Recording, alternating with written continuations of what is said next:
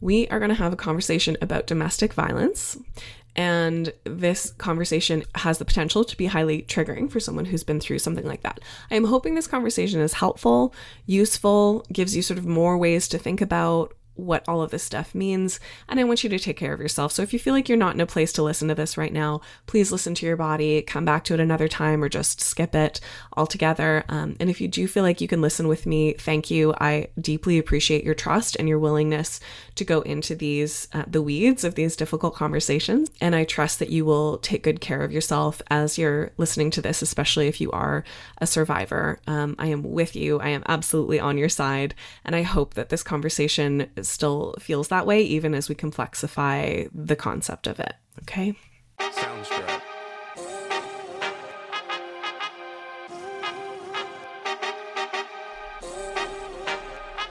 Popcorn therapy. Holistic health and wellness through the lens of pop culture.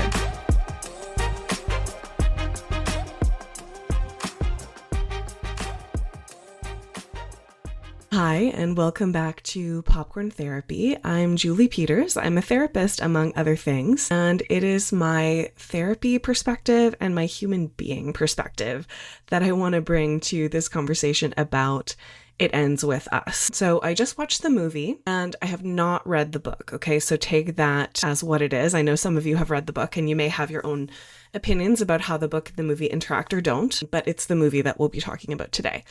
So I'll do a quick recap of the movie. We're obviously going to be doing some spoilers today, but this isn't a mystery or anything. I think if you know the general concept, you kind of know what's going to happen. But we've got Lily Blossom Bloom, a florist, who has opened a flower shop in Boston. She has this childhood sweetheart that she remembers all the time, and she has a history with domestic violence. So her dad used to beat up her mom, and as the movie opens, she's just going to her dad's funeral and having some complex feelings around the death of her father. While she's sad on a rooftop about her dad, she meets Ryle Kincaid, who is a neurosurgeon, which my husband was joking. I feel like they picked neurosurgeon because that was like the best kind of doctor, like not just a general practitioner or something, but like a neurosurgeon. There are a couple of cute moments in the movie where they're quite self-conscious about some of the cheesy romance things that come up. Like there's a moment when Ryle's character jokes about how,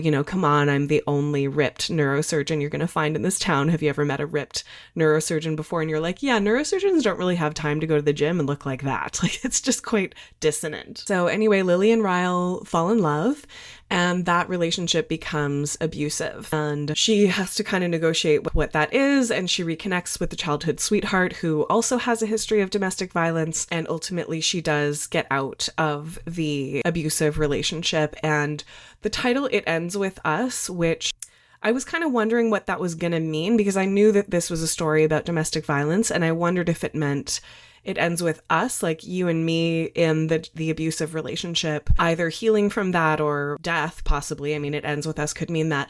But it's actually a moment when she's talking to her newly born daughter, and she says, this ends with us. Like the cycle of intergenerational trauma ends with us. I'm going to end this and get out of here. So ultimately, It Ends With Us is a romance about domestic violence, which is very strange because romance is ultimately intended to be a fantasy. It's intended to be a place that you can go that's outside of the regular norms of life. And certainly this movie fits into a lot of those things. Everyone is extremely rich. Obviously, the neurosurgeon is very rich. He has a really beautiful apartment.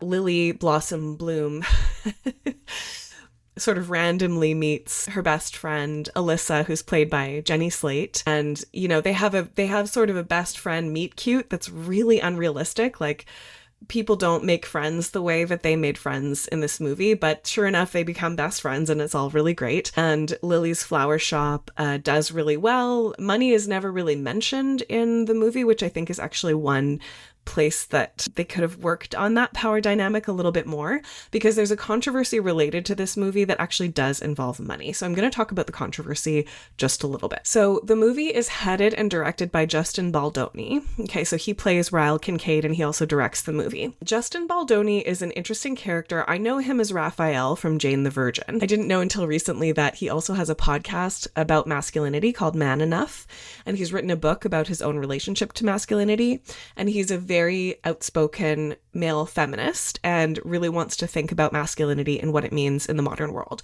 So I love this choice as someone to take on this story about domestic violence. I think that's a really interesting perspective to come in with. So then we have Blake Lively, who plays Lily, and she's also the producer of the movie. So Blake Lively, I also didn't know too much about her except for that she starred in Gossip Girl until learning a little bit more about this movie. And she is someone who, based on some of the clips and things that have come out about her since then, may not be a feminist or may not be a super mindful feminist. Maybe that's changed. I know that we all can say the wrong thing at some point and our views can change. But there was an interview that came out a few times where a journalist congratulated her on her baby bump. And then she said, "Congratulations on your baby bump," which is just kind of, there wasn't a baby bump from the journalist's perspective. It was just like a weird sort of response to that. And apparently she has said that pregnancy symptoms are fake and just a way of manipulating men, which I feel like is a real, the anti-feminist woman, someone who would say that, right? Like someone who's really denying the experiences of women.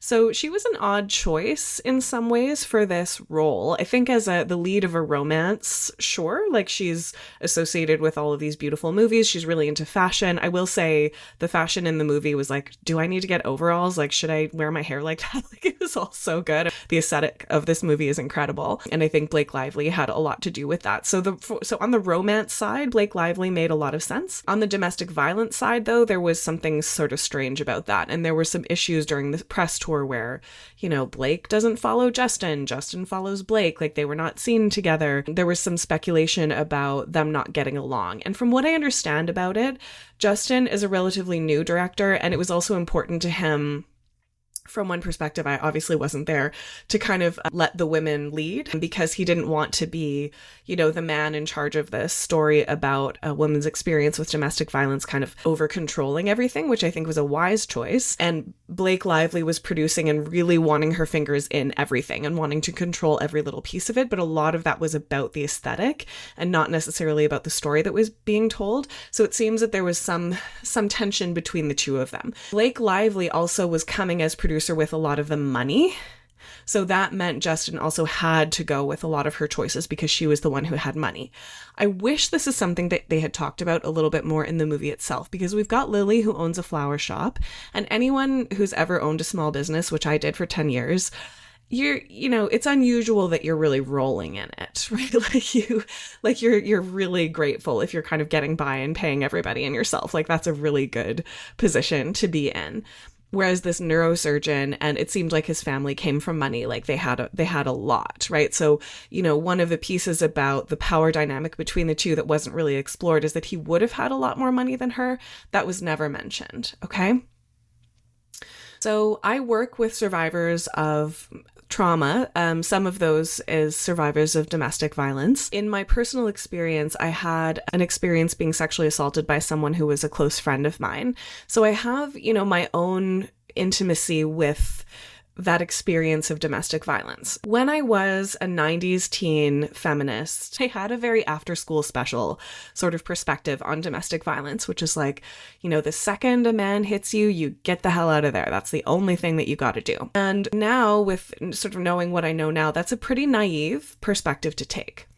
This movie really takes the perspective that leaving the relationship is the heroic thing to do, the only thing to do, and the correct thing to do. And I'm not saying it isn't, because in most cases, it is definitely safer for everyone, especially any children involved, for that relationship to end and separate. But there are a lot of reasons why people stay. And I think that this was touched on in the movie, but not really explored enough. So one of those reasons can be financial, right? A lot of the time, women will end up staying with men who are abusive because they don't have any other choice, right? They've become financially dependent, or their child needs that money, or the schools, or whatever it is. And, there is a moment when she asks her mom, why did you stay? Because Lily's dad was abusive. So she's asking her mom after he died, why did you stay with him? And she says, well, it was easier to stay. It would have been harder to leave. And also I loved him.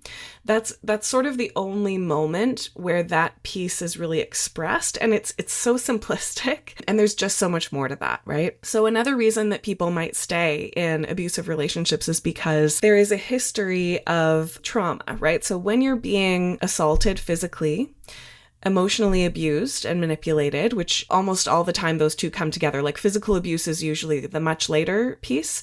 There's usually a lot of emotional abuse that happens before the physical abuse. And we don't really see this in that story. We don't see Ryle manipulating Blake Lively. We don't see him using his money to make her want to stay. We see his violence more as kind of like a sudden outburst that he can't control.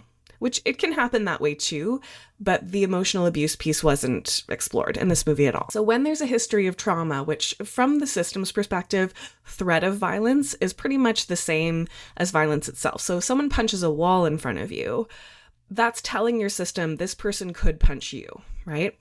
And your system tends to react with the same sort of trauma response, like, okay, I'm in danger, right? So that's a fight, flight, freeze, or fawn response that's going to come up.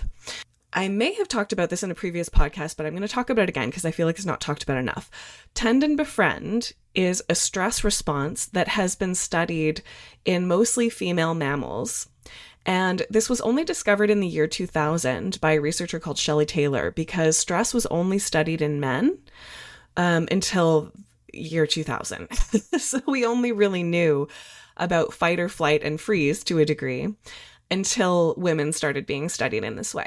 Why? Because women, people with female bodies, people with wombs, have been left out of a lot of scientific research simply because they have periods and the cycle messes with the objective scientific study of these things. Is that an excuse to leave women out of the studies? Absolutely not. Women have been left behind in a lot of different ways, and people with wombs. So anyway, what Shelley Taylor found is that a lot of the time female mammals will display a response she called tend and befriend, and now people are referring to it as fawn because it has the F that goes along with fight, flight, and freeze. And it means that instead of cortisol and adrenaline, which will give you the energy to run or fight, you're going to actually get a rush of oxytocin, which is the bonding hormone. So why? Because if you think about it, if you've ever been pregnant or had a small child and thought about fighting or running away, your options aren't great, right? Like you're just not going to have a really good survival success by fighting or running away in that state. And so what female mammals, like especially in this situation, might be thinking about is, I need an ally. I need someone to help protect me. And so if the closest person to you, the person that's often your ally, your boyfriend or your girlfriend or your lover, whatever it is the one that is threatening you, then you will, instead of trying to fight or flee, you will try to please and placate. So we see this with Lily. When there's a moment where Ryle has a violent outburst or reacts, she goes to him, right? And she's like, oh, baby, what's wrong? Like, how can I help you? What happened? And she gets almost this sort of whiny quality of just like, oh, am I okay? Like, what's going on? She takes on a very sort of fragile mode. I don't know how much they were thinking about this in the movie because I feel like there are a lot of pieces that are missing in terms of the actual experience of going through trauma in these ways. But that would have been a good strategy to remind him, like, I need you to protect me. I'm vulnerable. I'm not a threat to you. From a survival perspective, that's much wiser than her fighting back or trying to run away because she just wouldn't have necessarily been as physically capable of doing that. So Lily in the movie wasn't pregnant or carrying a small child in most of those moments. So we want to keep in mind that this tend and befriend or fawn is an instinctual survival response. It's not something we're thinking about. It's something that our body has decided is the best way to survive this particular situation. And so it's wise in those ways. And this was something, learning about this really helped me to understand my own experience with having been assaulted, why I reacted the way I did, why it took me so long to realize that something was wrong, why I didn't fight, why I didn't run away, like why I went along with it, basically. I think a lot of survivors of trauma of many kinds have that sort of question in their minds because we get this idea that you're supposed to fight and run away. So coming back to the main message of the movie, which is that, the heroic thing for for Lily to do is leave this relationship, it is simplistic. It's very hard to do that. The other reason that I haven't mentioned yet for why a lot of women don't leave abusive relationships, and not just women, people of all genders can be in abusive relationships, and this can apply to any gender. The structure that we see in this movie is heterosexual, right? It's a man who's abusing a woman, which is part of the cliche, right? That's part of how we think of domestic violence, and it can look much more complicated than that, including in terms of gender. So whoever it is that's experiencing this domestic violence, so when someone tries to leave, that's when they're in the most danger of being harmed. So some people stay either consciously or unconsciously because they know it's safer if they can stay and please and placate. All right. So these are some of the reasons why, from that 90s naive feminist perspective that I had of like, just leave. Like, why wouldn't you just leave? I think a lot of people still think of domestic violence that way. And it's just not that simple. It's not that easy. There are survival responses in play that are hard to think ourselves out of. Okay. So even though in some cases it might be best, or it might be wisest, or it might be safest for that person to leave, there are reasons why it's really hard to do that. One piece that I think the film does show is that Lily doesn't really get what's going on for a while. We see the moments of abuse, and they're a bit confusing as a viewer because they happen really, really quickly, and we don't see the escalation of Ryle's mood or why he's upset or whatever it is. And it's almost a jump cut. Like something happens and all of a sudden Lily's hurt, and we don't really understand what happened. So there's a moment later on when she thinks back on these things and they're slowed down, and she actually remembers the look on his face, the intention on his face, that he actually was trying to hurt her in those moments. So for all of the reasons that I just stated, it can be hard for someone to even recognize that they're experiencing abuse because, they love the person, they see the person as a human, they know that person doesn't want to hurt them globally, and they can say, it was an accident or it was an overreaction or whatever it is. And this is more than excuses, right? Because I think the way we think about that is like, oh, well, you're just trying to hide it from yourself. And there may be an aspect of that, but it can be a really complicated situation. And so sometimes we do look back at our relationships and we're like, whoa, that actually was abusive. That's what happened to me. I think it took me 4 years to look back and realize what that actually was. I was having all these symptoms, and I was like, what is going on with me? Like, why do I feel this way? And when I really looked back and learned a little bit more about what sexual assault is, what consent means, like all of these things, it started to become clearer to me what had happened to me and how what had happened to me fit into this larger context of patriarchy and, how women are often sort of sold to men in the media as objects to be used, and how men are taught that it's like masculine to use women, it's masculine to have women own women. That in romance books and movies, that jealousy is sexy, right? That passion is a really important piece of what we're looking at when, that these are things that we want in a relationship. So I did kind of like that in this movie, the first thing we see of Ryle is that he comes out and he kicks a chair really hard and he smokes a cigarette. Which my husband pointed out, he never smokes a cigarette again. Like, it's not a part of his character. It's just a moment that's supposed to be like, oh, he's kicking a chair and smoking a cigarette. Like, what a bad guy, right? So there are some red flags going on that we can see early on-ish. And, some of them are those outbursts of violence. There's also the pushiness that he uses. She keeps saying, no, I don't want to date you. And her signals are a little unclear. But, she says, no, I don't want to date you. This isn't what I want. I'm not interested. And he pushes until she basically agrees to date him. Now, this is another one of those moments where, this can be any gender, but I'll use the word woman here because of the tend and befriend issue and the history we have as women of also learning that men are more powerful than us. Women also get sold this idea of women as objects, so we often think of ourselves that way, that we should be used as objects. This is a bigger, more complicated topic, and I'll do what I can with it, but, we want to keep in mind that there are some big complexities here.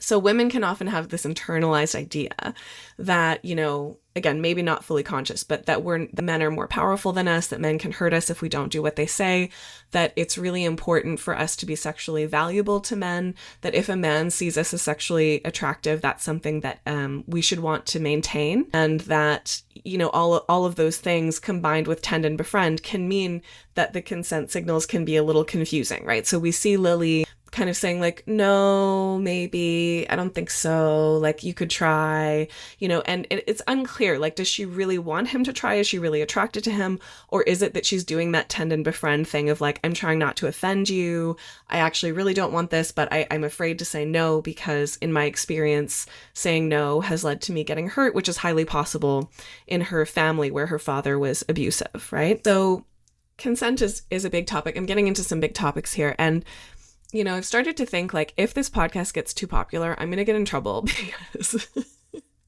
because I actually really want to talk about these things in a complex way. That's why I'm doing this, because I feel like there are these big complex topics that we don't think about enough, right? We have this surface level of it and we don't go into like the nitty gritty of it. And I actually love getting a bit uncomfortable with these topics so that I can kind of learn a little bit more about myself in relationship to them and so on. And I really value that. And I know that not everyone does, right? So I feel like I'm going to be stepping into some hot water in this episode, and we're here for it. This is what we're doing. I trust you as a listener to be listening with that kind of sensitivity and ability to think for yourself and comment for yourself and have your own opinions about this stuff, right? Okay, so let me talk about consent. The standard idea of consent that we hold, the gold standard, is a verbal yes or no. Okay? Yes, a verbal yes and no is helpful. And it's not enough. Okay? Because of all the reasons I just said, women are often conditioned to say yes, even when they mean no, and or to have no idea that what they're feeling is no, because they're so conditioned to go along with what a man is asking them to do, because of this larger history that we have around how women have been treated by men, violence against women, socially acceptable violence against women. If you're not a believer around this, I'm not here to convince you, but I'll just give you one statistic, which is that, rape of your wife was legal until the 80s or so. And forgive me if I have the dates wrong, but it was like late, like 1980s. You could rape your wife and it would be fine, legally speaking. So women, people who are conditioned as women, people with wombs are very conditioned to go along with what men say because this is what they've learned. I'm going to talk more about men in a minute, okay, because I think that's actually a really important piece. So if you're a man listening and getting frustrated, please stick with me because the story's not over. So when I think about consent, my gold standard for consent is that everyone involved, and not even just sexually, but like in all context, everyone involved is fully present in their own body and they are paying attention to the other person's body. So we're listening for verbal signals, but we're also looking for body cues, right? Tone of voice, breath. So in a sexual or otherwise context, if someone says, sure, like, sure, that's fine, maybe that's an indication that it's not so fine. Like maybe you need to ask some more questions about that. Or something starts happening, the person says it's okay, but they're all tensed up and they're not breathing. That's an indication that even if their voice has said yes, their body may be saying no. This is an experience that I've had personally, like having a really hard time expressing verbally what was comfortable for me or not in a sexual situation. Like it took a lot of practice for me to be able to do that. And I still don't think I'm that good at it. But I feel like it's really important that there's a communication around like, how is your body responding to this? How is my body responding to this? Like what's happening? It means staying really present throughout the whole experience and understanding that consent is a full body experience. It's not just something that's happening cognitively, because you might have a cognitive yes or no that's relatively clear for you, but your body is giving you other signals. And it's like everybody has to be on board for it to actually be consensual. Okay. One of the things I work with my clients sometimes, it's a really simple homework that you can try too if you're interested, is self-consent. How often do I push myself into doing something I don't really want to do? How often do I push past my signals of hunger or fullness or tiredness and not give my body what it needs? How often do I practice things that I really hate doing for somebody else? How often do I say yes because I'm afraid that someone's going to be mad at me or I feel I need to people please or whatever it is, when actually I need that space for myself or whatever it is. This is a full-bodied practice, self-consent, right? And if you can start with self-consent, it gets a lot easier to do consent with other people. So again, that's kind of a big theme, a big topic, and I think it's a really important one. So Lily and Ryle, he's pushing, she's giving mixed signals. We don't really know what's going on with those mixed signals, but it's definitely not both people fully present to a clear yes or no within themselves and following along with that, right? A lot of what happens in that relationship ends up being Ryle gets what he wants, right? So part of what I'm talking about here is the cliche that this is what you should want in a man. You know, in this story, Ryle has never had a relationship. He says, I'm not good at relationships, but he falls in love with Lily. She's the chosen one. There's a real cliche in romance around like, I was the special one. I was the one that was enough to make him love me. And many of us have a core belief around not being good enough for love or not being lovable or whatever it is. And so it can be very appealing when we have someone who initially says, I don't do relationships, or, you know, I don't fall in love or whatever it is, but you're special. There's something special about you. So this indicates that that person's relationship with maybe women, maybe relationships, maybe partners, maybe human beings, is that most of them are bad or crappy or not good enough. And I've decided that you're special, which means that person doesn't have a very high view of, you know, women, human beings, whoever it is that they date. And the other piece is like, what do you mean special? Like what comes along with that? So I think there was something interesting about, you know, the beginning of the movie, like a lot of it was romance, right?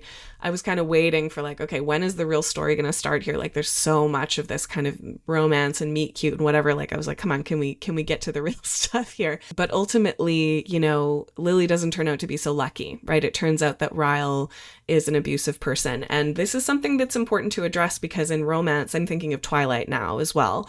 You know, it's like, ooh, the dangerous, the bad boy, you know, this special guy, he doesn't connect with anybody, but he's chosen me, right? So why has he chosen you? You know, maybe it's a predator prey thing, you know, maybe it's a manipulation, you know. So ultimately, we come back to this idea towards the ending when Lily ends it. She says to her baby, this ends with us. The cycle of generational violence is going to end.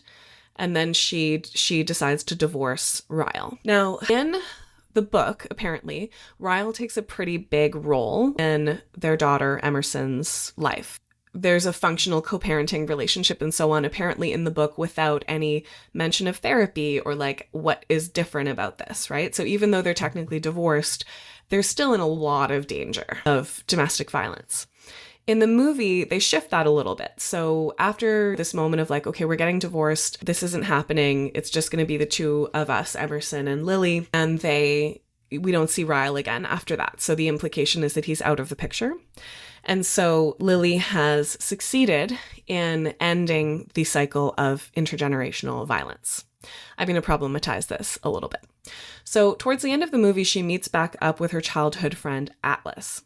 Now, Atlas has come from the same history as her. He has a mom who's had many boyfriends who have beat her up, in his words. I think he says something like, my mom likes to date guys that beat her up. So he knows this history about Lily, and he's very clear about wanting her to break that cycle. They happen upon each other. He runs a restaurant, became a chef, was homeless. Now he's a chef. Again, it's in the romance fantasy kind of thing. It's like top 10 restaurants in Boston or whatever it is. In the romance fantasy, of course, he's a super successful chef. And he sees a mark on Lily's face and that Ryle's hand is bandaged after their first little tussle that is kind of unclear what happened. And Atlas approaches Lily and actually enters into the bathroom where she is and like closes the door behind her. And she's saying, please let me out, please let me out. And he initially doesn't let her out. And then he gets into a physical altercation with Ryle at the bar. So they're fighting. Again, in the romance context, that's attractive, right? Men who are jealous, men who want to protect the woman, men who are going to show their physical prowess to protect the woman. This is not a healthy thing to go through. This is a red flag, right?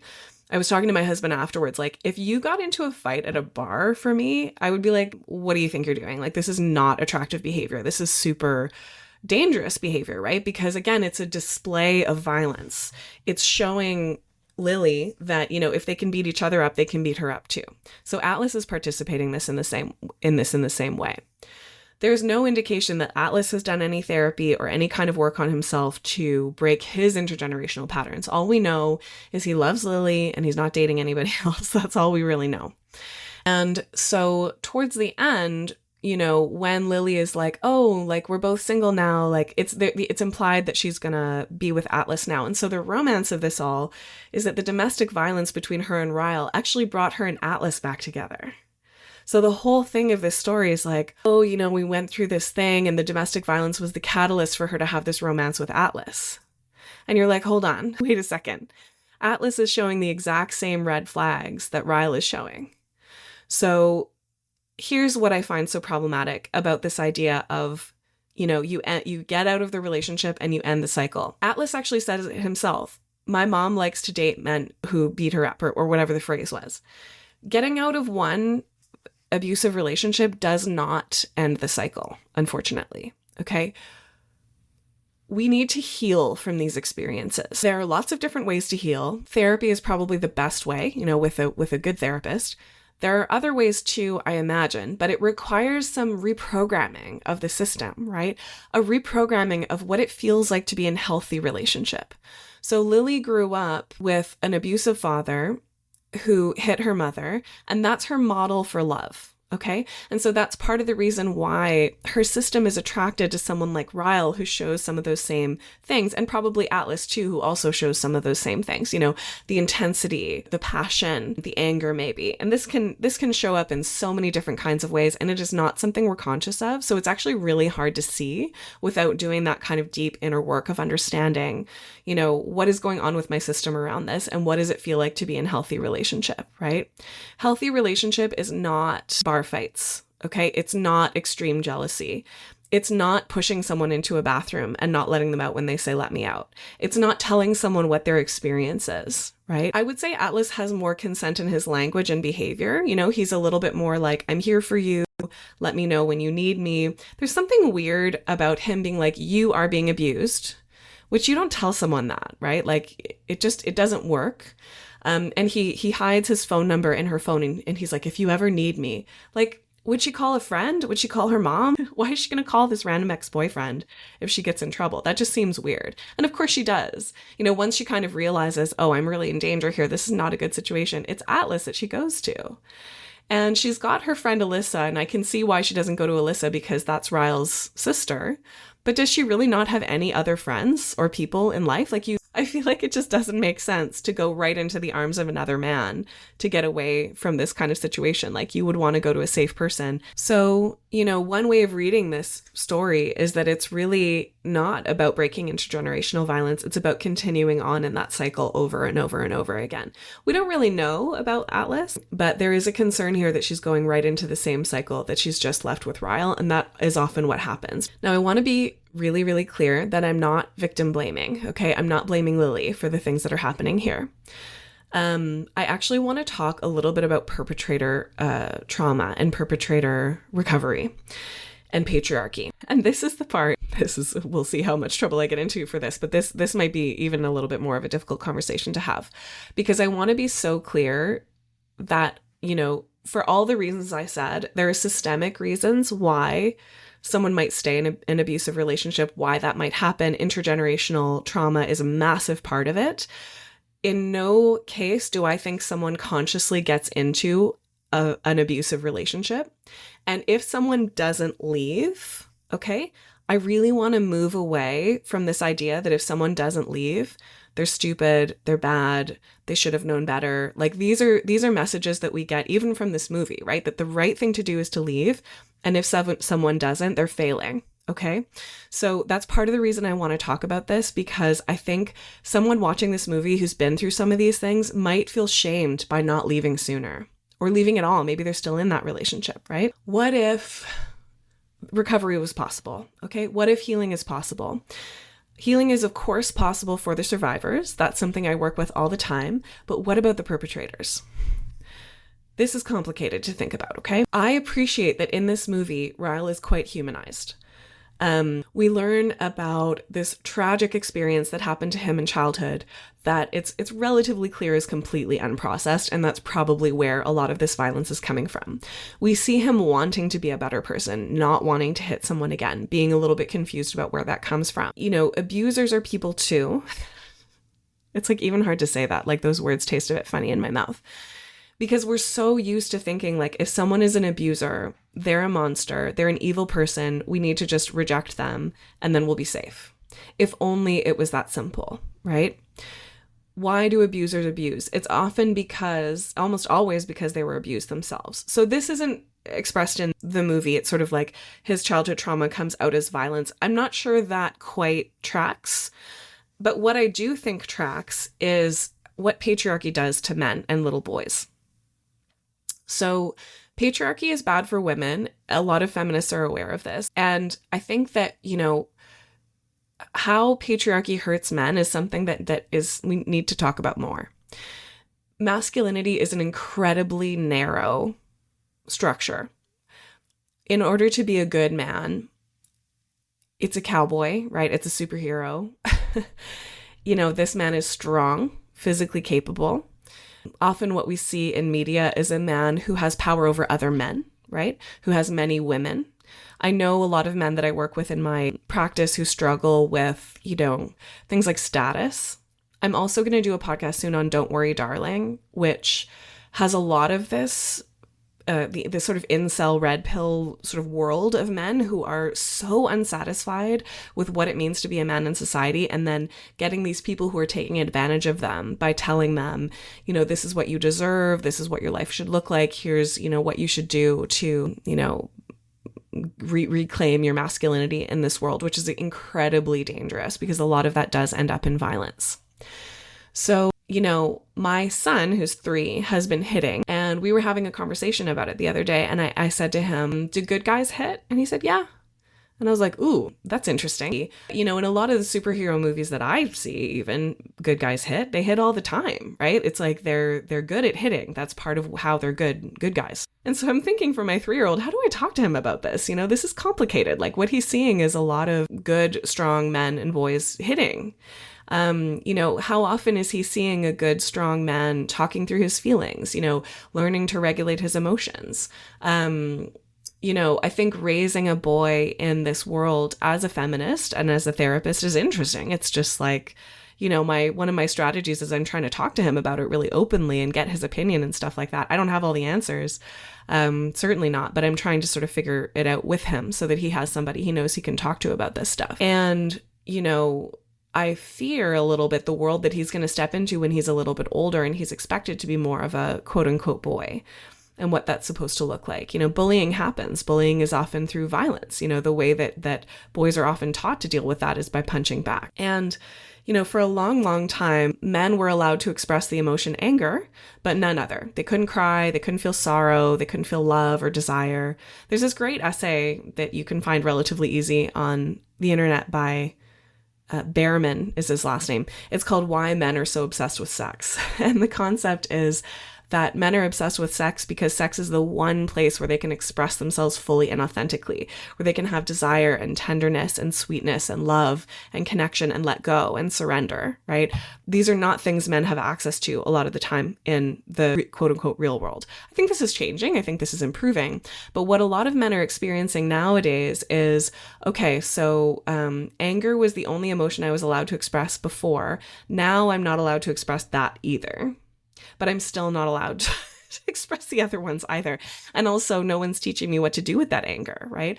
So I think, you know, a man who grows up in a pretty standard environment without any mindfulness or education about what masculinity could mean or could be or what it means to hit and so on, you know, he may punch a wall, right? That might be the way that he knows to express his feelings. Women, people conditioned to be women, have generally been taught lots of different ways of regulating their emotions so that you don't see them punching walls that often. You see them crying maybe, or asking for help, or talking about it, or reaching out to a friend.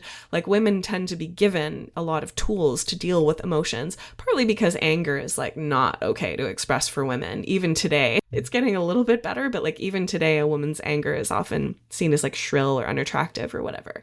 I won't get into politics. There's so much to say here. But what we're talking about is patriarchy in men. So a man who's raised in the world that we live in is going to be somebody who probably knows how to express his feelings through expressions of violence. That's what he's learned. That's what he's been taught. He hasn't been taught anything else. And if we don't teach men anything else, what do we expect, right? And again, I don't want to go back to a victim blaming place where I'm saying it's okay. Not at all. Okay, that's not what I'm saying. But what I'm interested in is, what would it look like for Ryle to recover? What if the sequel to this movie was Ryle figuring out how to process that trauma from his childhood and find other ways of expressing his feelings and learn about that part of him that wants to be violent and having a different relationship with that part of him? As a counselor, I do believe that people can change, right? People can heal. And I think that people have to be active participants in that. So in the book, apparently there was a little bit more of like, okay, Lily did this, Lily did that to help teach Ryle to be a better dad. Why is the onus on her, right? Why should it be the actions she takes to teach him to be different? Why is the onus not on Ryle to see what's happened and to learn a different way? To go and find that right therapist, to do that work on himself, to really look at what happened when he was a child and how that's translated to violence today. Could it be possible? So I want to be really careful about saying that someone should stay in an abusive relationship with healing, because again, for most situations, it is safest for somebody to leave when there's abuse on the line. And what if we can hold the possibility that healing is relational? So the healing we see, and it ends with us, is a withdrawal. It's a disconnection or a cutoff, right? I want a divorce. Yay, Lily, you did it. You broke the intergenerational trauma. Now you're going to go date Atlas, who might have the same exact issues as Ryle. You haven't solved it. She needs to heal within relationship, right? Which could happen with Atlas, but if they're doing couples therapy or something, or if they're doing something, to work on that.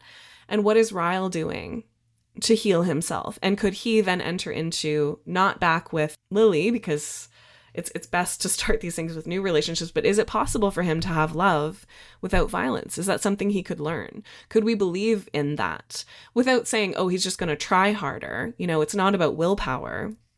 Let me tell you, it's not about willpower. I almost don't believe in willpower at this point. The way I work with a lot of my clients is not so much about, well, just try harder. It doesn't work, because our systems are so powerful, and there are these parts within us that will override our conscious minds and our best selves. Our rational prefrontal cortex literally gets offline when we're triggered, right? Or when we're upset, when we're scared, when we're angry. In some cases, the prefrontal cortex can shut down, and it's these sort of older parts of our brains that are reacting. So I think what we see in Ryle is like who he wants to be. His prefrontal cortex is like a kind, loving person, but sometimes there is something that triggers him, and then he goes into this other place.